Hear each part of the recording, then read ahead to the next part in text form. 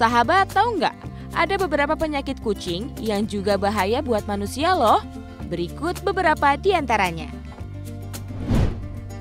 Toxoplasmosis. Penyebab utama penyakit ini adalah parasit Toxoplasma gondii. Cara penularannya lewat feses atau kotoran hewan yang sudah terkontaminasi. Kalau bumil kena penyakit ini, bisa-bisa janinnya keguguran atau kelahiran mati. Lainnya beresiko demam, nyeri otot, radang, sampai pembengkakan kelenjar getah bening. Infeksi cacing tambang. Hookworm adalah infeksi cacing tambang yang hidup di dalam usus kucing. Telur dari cacing itu biasanya keluar lewat feses. Ini nih yang bisa bikin kita ketularan.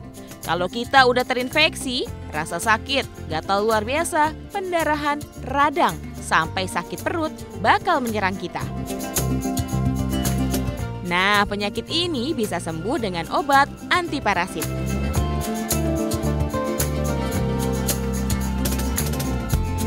Kudis.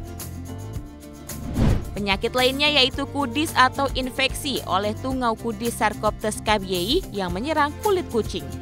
Tungau ini bisa berpindah ke kulit kita. Nantinya sahabat bakal merasakan gatal yang luar biasa dan menonjol. Perawatannya bisa menggunakan salep topikal.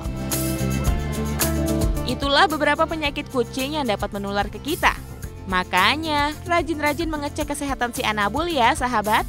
Kalau udah sakit, boleh nih dibawa ke dokter hewan Nurul Anjar. Dokter hewan yang satu ini udah teruji loh sahabat.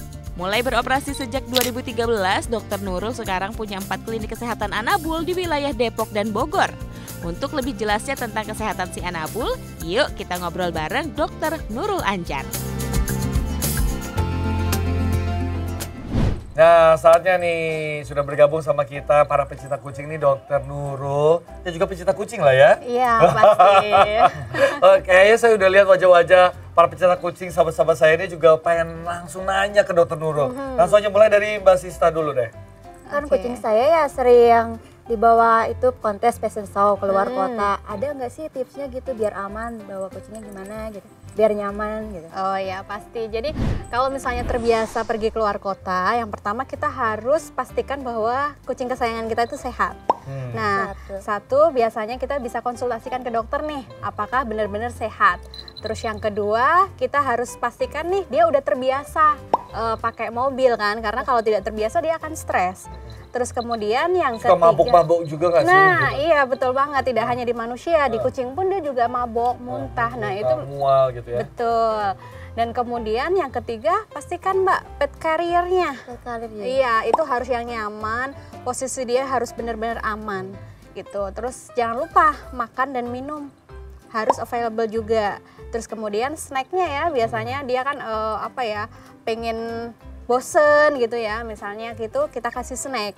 Terus yang terakhir adalah mengenai suhu. Kita harus pastikan mobil kita itu harus nyaman ya, karena kucing ini gampang stres karena suhu.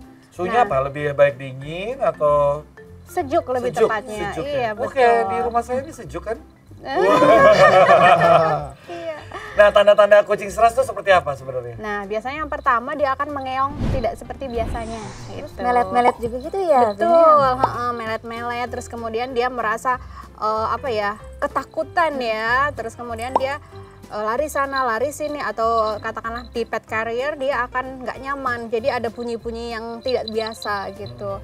Terus kemudian dia biasanya tadi muntah ya. Nah itu tanda stres sudah mulai muncul. Nggak mau makan minum juga biasanya Betul. kalau stres ya. Nah kita pengen fashion show tapi akhirnya stres, wah bahaya Kacau juga. banget Kacau. Ya. Gitu. Saya mau nanya deh dok, ya hal yang umum aja. Apa sih penyakit yang biasa menyerang seekor kucing? Dan lalu bagaimana pencegahan dan pengobatannya? Oke, kalau di Indonesia kita kan tahu nih negara tropis ya. Jadi hal yang sangat sering di kucing itu biasanya jamur. Nah, jamur itu sering banget di kucing, terutama biasanya di area-area yang lembab ya.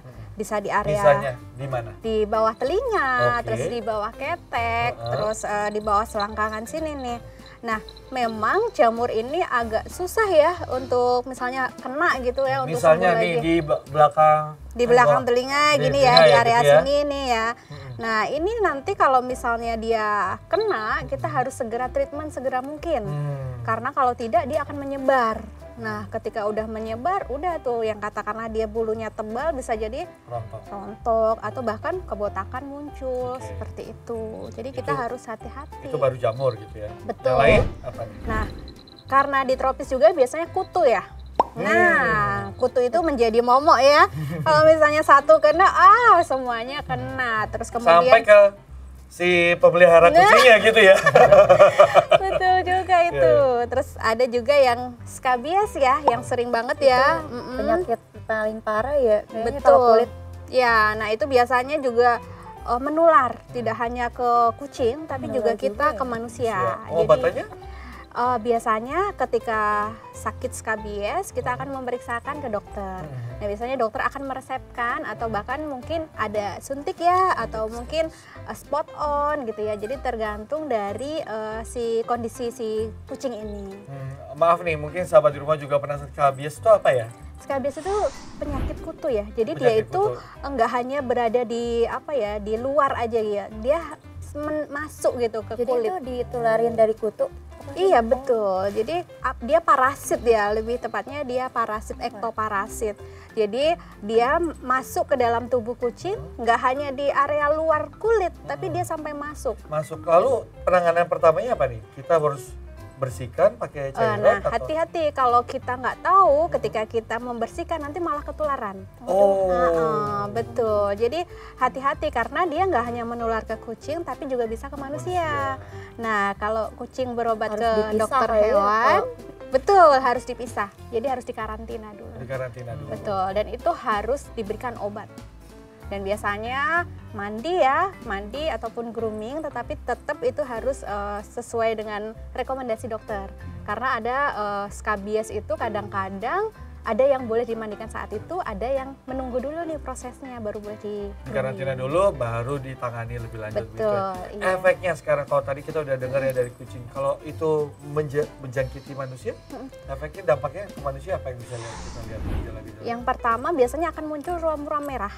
Di tangan kita. Betul, entah di tangan atau bisa di wajah atau di mana ya. Terus kemudian tuh gatal yang sangat gatal. Nah, kadang kita kenapa gitu kan nggak tahu. Akhirnya ke dokter kulit yang disalahin kucing gitu kan. Nah, jangan sampai tuh hal terjadi karena kan ketika kita sudah totalitas nih punya si hewan kucing ini, kita harus totalitas juga untuk menjaga kebersihan dia gitu. Kevin mau nanya sesuatu atau Mas Lutfi? Kalau habis show keluar kota itu kucing kadang ada yang nggak mau makan, itu bagaimana penanganan, Dok? Nah, sebenarnya itu hal yang wajar ya. Oh, wajar dan ya, berarti lumrah nggak ya, perlu yang betul. dikhawatirin banget gitu karena vaksin udah lengkap, Dok. Nah, sebenarnya kalau dibilang jangan khawatir banget ya, jangan juga Oke. gitu ya. Kita sebagai pet owner harus hati-hati dan ya. juga waspada ya. Ntar kita diemin, biasa dia kayak gitu. Ternyata sistem imun dia turun gitu kan. Nah, akhirnya ketika imun dia turun, penyakit gampang masuk. Akhirnya kita kecolongan. Nah, itu hati-hati di situ. Oke, ada anggapan manusia kalau dekat sama kucing itu bikin manusianya mandul. Betul nggak tuh, Dok? Aduh. Oh, bingung kan? Penasaran tuh. Tapi saya harus nanya, itu sesuatu hal yang hampir dipercaya sebagian orang. Oke, jadi mungkin hal itu menjadi pembenaran ya di masyarakat, tapi sebenarnya itu nggak benar gitu. Saya sudah praktek 10 tahun, kemudian hampir tiap hari nih ketemu sama kucing, nggak hanya kucing sehat ya, kucing sakit gitu, atau mungkin dia terpapar penyakit yang lainnya gitu. Tetapi realitanya ya alhamdulillah saya sudah punya 3 anak gitu kan. Jadi hal-hal yang seperti itu bisa ditepis. Karena ketika kita bilang toksoplasma ya, itu kan toksoplasma. Sebenarnya toksoplasma itu tidak hanya berasal dari kucing. Tepis itu anggapan itu ya, Dok? Betul, makanya cuci Bagus tangan. nggak sih kalau kucing tuh dikasih rumput, bukan itu mentah juga ya, daging mentah? Betul, memang sebenarnya kucing itu kan normalnya dia adalah karnivora, ya kan, dia pemakan daging. Tetapi memang apakah kita bisa menjamin nih daging kita itu katakanlah free bakteri, misalnya salmonella itu kan membuat diare dan lain sebagainya. Nah itu mungkin yang perlu ditekankan nih ke pet owner, bagaimana menjaga dari kualitas makanan yang kita kasih Supaya ke kucingnya hewan. tetap sehat. Betul. Ntar dulu deh, kita semua udah nanya, Kevin belum nih bersuara. Silakan loh Kevin, apa yang mau ditanyain? Dok, kalau kucing pakai baju terus, sering pakai baju, bagus nggak sih? Nah ini kalau pakai baju Dia sambil terus, megang baju rancangannya dia juga. jadi sebenarnya kucing itu kan normalnya kan nggak pakai ya, kita Iya, kan ini hanya sebagai katakanlah tren seperti Betul, itu ya. Nah kalau dipakaikan secara terus menerus itu tidak direkomendasikan. Tidak nyaman. Betul, dia akan tidak nyaman, jadinya mau bergerak juga susah. Padahal kucing itu kan sangat sensitif ya terhadap indera. Nah, kalau ada di sini kan misalnya inderanya akan berkurang fungsinya, jadi agak problem nantinya. Jadi jangan dipakaikan terus menerus Iya, gitu ya. sesekali aja. Boleh sesekali, Sesekali. misalnya Show ya. pakai selfie bareng sama Buat acara-acara kucingnya. 2 jam habis Betul. copot, Iya, foto. betul. Nah tapi ngomong-ngomong ke Kevin nih, kalau baju-baju yang lucu-lucu ini bahannya apa sebenarnya? Bahannya kebanyakan dari katun Jepang. Katun Jepang. Karena katun Jepang itu kan paling halus, paling adem gitu. Ada juga yang kayak gini, ini brokat untuk pesta-pesta biasanya. Meskipun katun Jepang yang paling halus itu juga jangan gitu ya dok ya? Iya, Jangan jangan Tetap ya. sering-sering. Jangan sering-sering. Wow. Nah kalau saya kebetulan nggak punya binatang peliharaan kucing, tapi kayak kasihan street feeding gitu, kita kasih makan itu gimana baiknya? Karena kan kita tahu bahwa populasi kucing ini sudah melebihi jumlah yang seharusnya gitu ya.